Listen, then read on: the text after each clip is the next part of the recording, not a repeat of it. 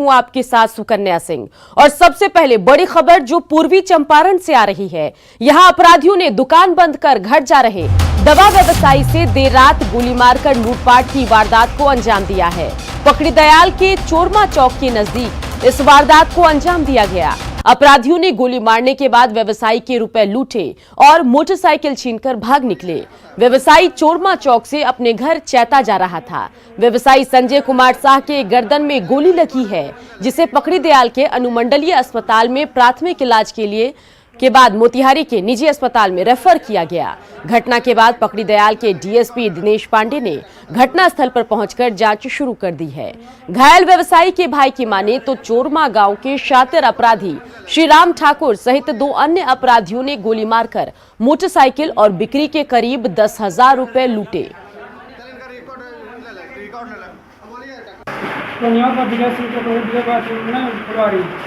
फरवरी के नजदीक में 3 आदमी से था ना, बैठा था ना, बैठा। हम बोले यार तुम्हारे घर में कर इलाज किया है, 50 लाख की गाड़ी छीन लिया तो बस और गोली चला दिया है। छटपटाने लगा, गाड़ी लेकर भाग गया है। खबर पटना से है, जहां संविदा एनएचएम कर्मियों ने अपनी हड़ताल वापस ले ली और सभी 20,000 कर्मियों ने आज से काम पर लौटने की घोषणा की है। प्रधान सचिव प्रत्यय अमृत के आश्वासन के बाद कर्मियों ने हड़ताल वापस लेने की घोषणा की है। आपको बता दें कि रविवार से 17 सूत्री मांगों को लेकर ये कर्मी हड़ताल पर थे, लेकिन प्रधान सचिव के आश्वासन के बाद हड़ताल वापस लेने की घोषणा की गई।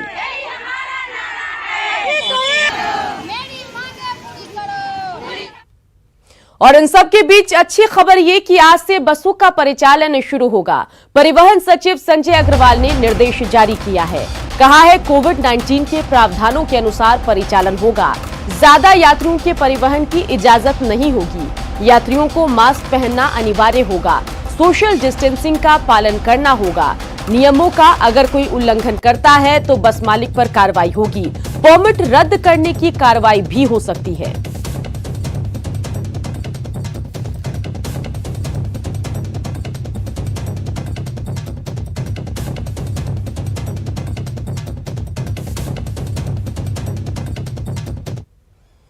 और बिहार में आईपीएस अफसरों का तबादला हुआ है। इस वक्त की अहम खबर आपको बता रहे हैं, जहां 6 आईपीएस अफसरों का तबादला किया गया है। प्रांतोष दास बनाए गए पुलिस अकादमी की उप निदेशक। वीणा कुमारी बनाई गई हैं एसपी कमजोर वर्ग। तो 6 आईपीएस अफसरों का तबादला हुआ है और किसको क्या जिम्मेदारी मिली है वो भी हम आपको बता रहे हैं। तो वीणा कुमारी बनाई गई हैं एसपी कमजोर वर्ग, साथ ही मोहम्मद सैफुर रहमान एसपी निगरानी बने हैं। राजेश कुमार एसपी ईओयू बनाए गए हैं। साथ ही पंकज कुमार मुजफ्फरपुर के आईजी हैं। कार्यालय में एसपी अशोक प्रसाद बने हैं एसपी बिहार पुलिस अवर सेवा आयोग।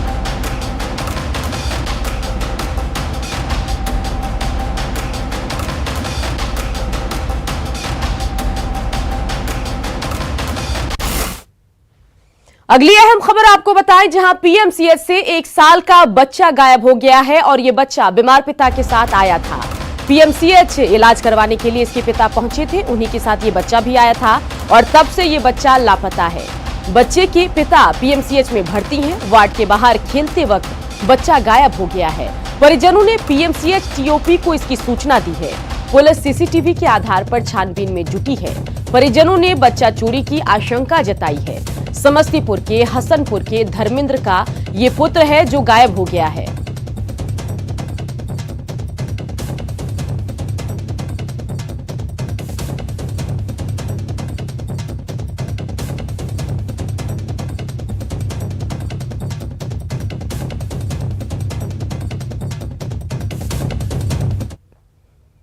हाजीपुर में डीडीसी विजय प्रकाश मीणा के कार्यालय पर सोमवार को जोरदार प्रदर्शन हुआ।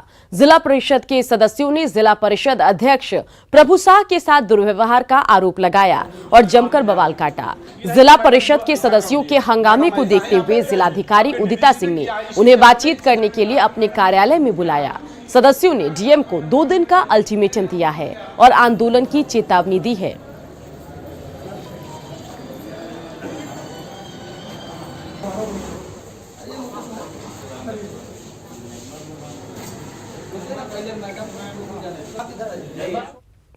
भागलपुर में यात्रियों से भरी एक नाव हादसे का शिकार हो गई। नाव पुल के पाए से टकराने के बाद हादसे का शिकार हुई। सुल्तानगंज, खगड़िया और अगुवानी घाट अर्धनिर्मित पुल के पास हादसा हुआ है।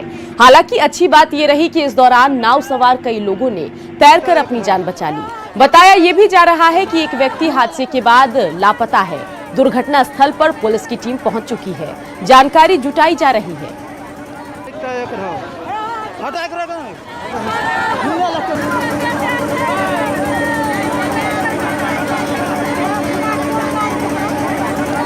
तो तस्वीरें आपको भागलपुर से हम दिखा रहे हैं। ये एक्सक्लूसिव तस्वीरें हैं और यात्रियों से भरी नाव देखिए कैसे हादसे का शिकार हुई। पुल के पाए से ये नाव टकराई है, उसी के बाद हादसे की शिकार हुई है। अगवानी घाट के पास हादसा हुआ है।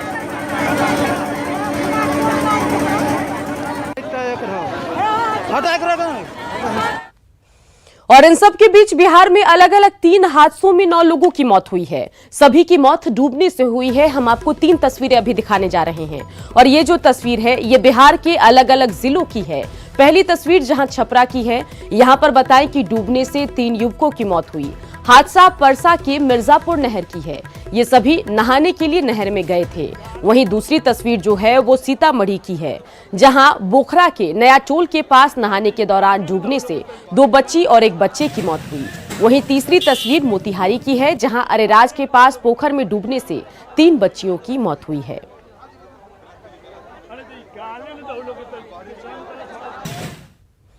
बाढ़ का आलम है, बरसात का मौसम है और ऐसे में हम थोड़ी सी सावधानी बरतें तो हादसों से बचा जा सकता है। और क्या कुछ है वो सावधानी, वो भी हम आपको बताने जा रहे हैं। बाढ़ के समय नदी तालाब के पास जाने से बचें। नहाने के लिए किसी भी हाल में तालाब में न उतरें। अगर आपको पानी की गहराई का अंदाजा नहीं है तो पानी से दूरी बनाकर रखें। जहां पानी की धारा तेज है वहां सड़क पार करने से बचें। माता पिता बच्चों पर इस दौरान खास ध्यान रखें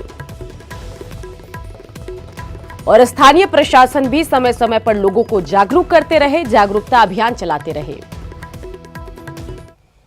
रोहतास के चिनारी में नाबालिग के साथ रेप की खबर सामने आई। 2 मंचलों पर नाबालिग को अगवा कर रेप करने का आरोप लगा है। घटना 18 अगस्त की बताई जा रही है। बताया यह भी जा रहा है कि नाबालिग सिलाई सीखने जा रही थी। इसी दौरान 2 लड़कों ने उसे बाइक पर जबरन बिठा लिया और सासाराम लेकर रेप की वारदात को अंजाम दिया। दोनों युवकों ने किराए के मकान में उसे 4 दिनों तक घर में बंद रखा। पीड़ित के परिजनों ने 22 अगस्त को चिनारी थाने में मुकदमा दर्ज कराया है। पुलिस ने आरोपी को गिरफ्तार कर लिया और लड़की को मेडिकल जांच के लिए सासाराम के सदर अस्पताल लाया गया है।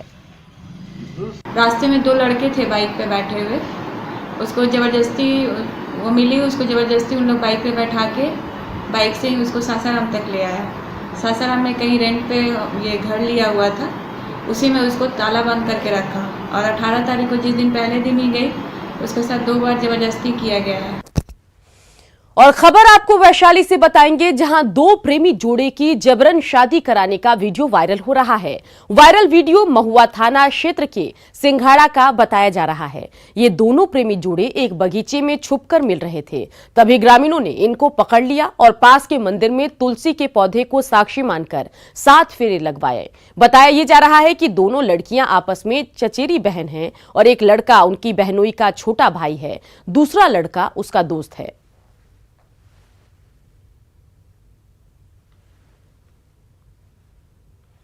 और इन सब के बीच बिहार में विधानसभा चुनाव की तैयारी शुरू हो चुकी है। सोमवार को मुख्य निर्वाचन पदाधिकारी सभी जिलों के जीएम के साथ उन्होंने बैठक की।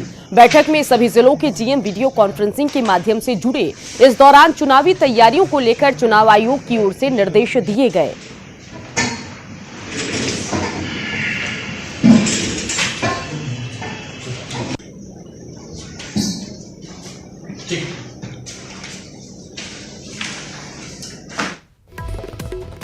तो चुनाव आयोग के गाइडलाइन का सख्ती से पालन हो। इलेक्शन कमीशन की बैठक हुई और उस दरमियान क्या कुछ गाइडलाइन दिए गए वो जरा देखिए। काउंटिंग सेंटर को बड़ा बनाने के निर्देश दिए गए। साथ ही बाहर से आए मजदूरों का नाम वोटर लिस्ट में शामिल करने की बात कही गई। माइग्रेंट का 100% नाम वोटर लिस्ट में हो, ये भी निर्देश दिया गया। ज्यादा बूथों को देखकर ज्यादा कर्मी लगाए जाए, इस बारे में भी जानकारी दी गई। महिला कर्मियों को भी चुनाव कार्य में लगाया जाए। चुनावी सभा का सख्ती से पालन कराने का निर्देश दिया गया। जो पार्टी पहले स्थान की बुकिंग करे उसे ही स्थान दिया जाए। सभी जगह सेक्टर ऑफिसर की तैनाती हो। बड़े बूथों पर बीएलओ की तैनाती करने के निर्देश दिए गए। और गाइडलाइन ऑफ कोविड का आया है, उस पर विचार विमर्श हुआ और साथ साथ यह कहा गया कि स्टेट स्तर पर हम लोग तैयार करेंगे यहाँ पर, और जिला और एसी स्तर पर जिला निर्वाचन पदाधिकारी को तैयार करने के लिए और उनके सुझाव की मांग की गई है। इसी तरह से इस गाइडलाइन को ध्यान में रखते हुए काउंटिंग सेंटर स्पेसियस बनाने का, ताकि सोशल डिस्टेंसिंग मेंटेन हो सके और इसमें कहीं प्रकार की कोई कठिनाई नहीं हो। ये में साथ ही साथ जो बिहार में माइग्रेंट्स आए थे उन सभी का 100% नाम निर्वाचक सूची में जुड़े, इसके लिए कैसे उन्होंने प्रयास किया है, उनके पास डाटा अवेलेबल है और जो भी अहर्ता रखते हैं उन अहर्ता रखने वाले माइग्रेंट्स का निर्वाचक सूची में नाम जुड़ने के विषय में डॉक्यूमेंटेशन करने की बात भी सीओ साहब ने बताया है। साथ ही साथ यह भी स्पष्ट किया गया है कि इस बार कार्मिकों की अधिक आवश्यकता होगी, तो चूंकि मतदान केंद्र की संख्या बढ़ गई है, इसलिए महिला कार्मिकों को भी जो भारत निर्वाचन आयोग के दिशा निर्देश है उसका अनुपालन करते हुए वहां पर उनको डिप्लॉयड करना होगा।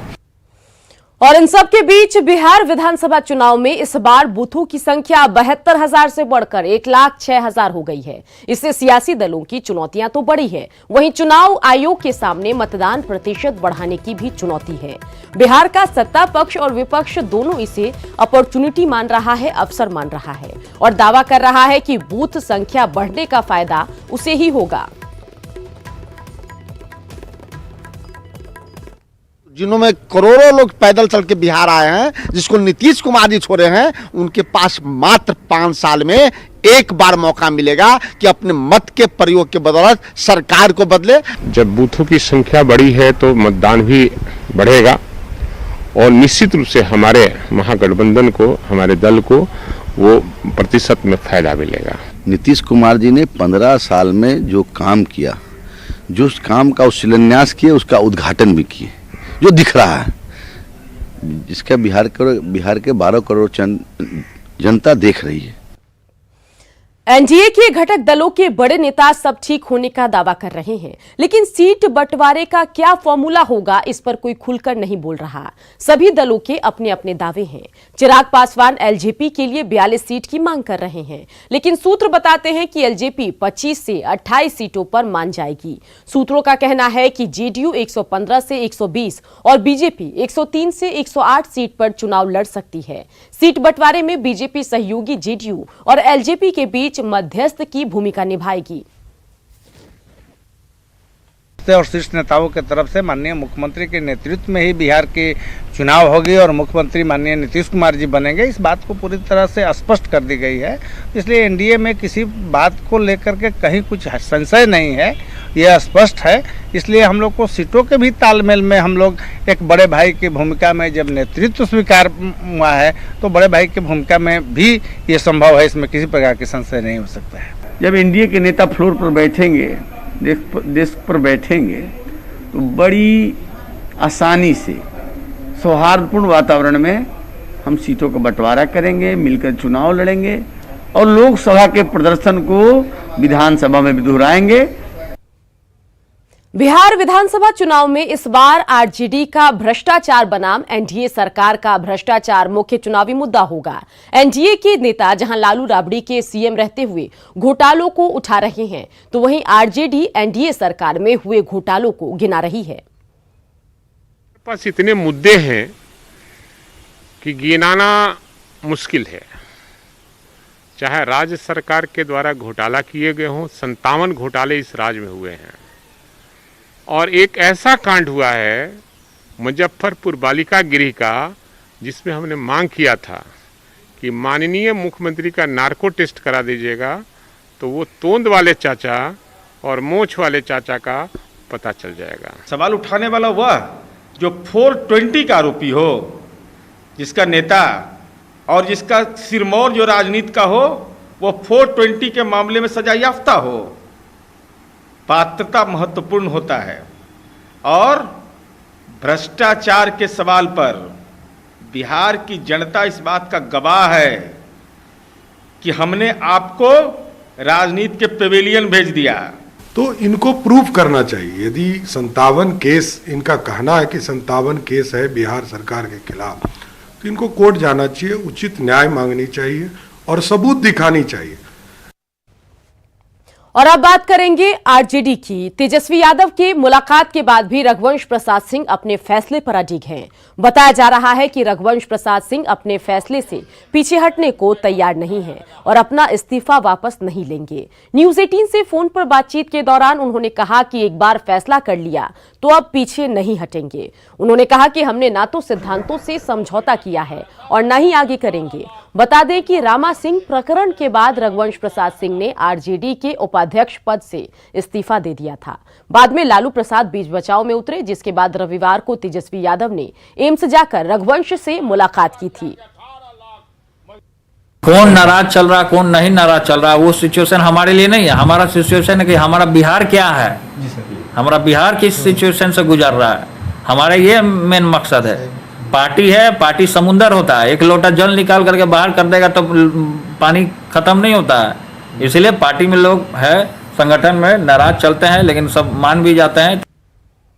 तो बिल्कुल तेज प्रताप ने क्या कुछ पूरे मसले पर कहा वो भी आपने सुना। आरजेडी के वरिष्ठ नेता रघुवंश प्रसाद की नाराजगी के बाद बिहार के साइंस एंड टेक्नोलॉजी विभाग के मंत्री जय कुमार सिंह ने बड़ा बयान दिया है। जय कुमार सिंह ने कहा है कि आरजेडी अपने समाजवादी नेता की इज्जत नहीं कर रहा। वहीं ये भी कहा कि अगर वो जेडीयू में आना चाहेंगे तो उनका सम्मान होगा। रघुवंश बाबू की बात कहेंगे तो रघुवंश बाबू एक विद्वान व्यक्ति और समाजवाद धारा का भी एक बड़े चेहरा है और उनकी अपनी एक विचारधारा है और विचारधारा से समझौता वो करते नहीं हैं। लेकिन कहीं ना कहीं रघुवंश बाबू को जरूर ठेस पहुंची है और रघुवंश बाबू उस पार्टी में अब मुझे लगता है कि वाहत महसूस कर रहे हैं और स्टैंड उनकी बड़ी क्लियर होती है। यदि वो स्टैंड लिए हैं तो मुझे लगता है कि वो स्टैंड पर कायम रहने वाले लोग हैं। इतनी जल्दी वो समझौता बिल्कुल। तो क्या जेडीयू की नज़र भी है रघुवंश सिंह पर? देखिए, रघुवंश बाबू एक सम्मानित व्यक्ति हैं और मैं राजनीति में एक बहुत बड़ी अनुभव रहा है, लंबी अनुभव है, तो उनको कौन नहीं सम्मान करेगा। सीएम नीतीश कुमार ने 3,304 पंचायतों में माध्यमिक स्कूल भवनों का ऑनलाइन उद्घाटन किया। इस मौके पर सीएम नीतीश ने बड़ी घोषणा की और कहा कि नियोजित शिक्षक हमेशा से ही परमानेंट थे। शिक्षकों की सैलरी तो इसी बार से बढ़ने वाली थी, लेकिन कोरोना की वजह से आर्थिक स्थिति कमजोर हुई और इसलिए अब 1 अप्रैल 2021 से सरकार ने शिक्षकों की सैलरी बढ़ाने का फैसला लिया। सीएम नीतीश ने शिक्षकों से यह भी कहा कि वो मन लगाकर बच्चों को पढ़ाएं। सरकार उनका पूरा ख्याल रख रही है और शिक्षकों की स्थिति भविष्य में बेहतर होगी।